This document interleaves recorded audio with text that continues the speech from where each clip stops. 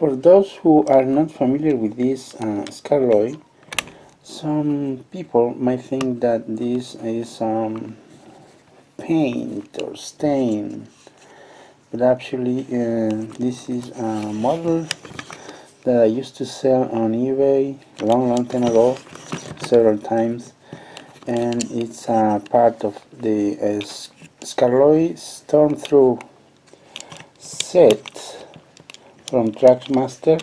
And you can remove this sticker. It's actually a sticker, clear sticker, like this with your fingernail.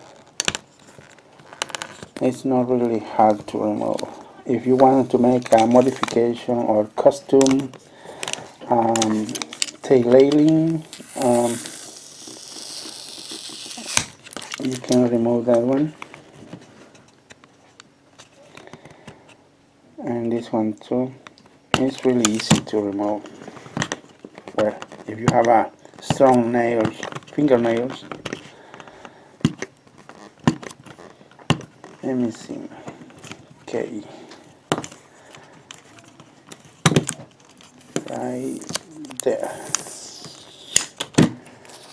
There it is. A clear sticker.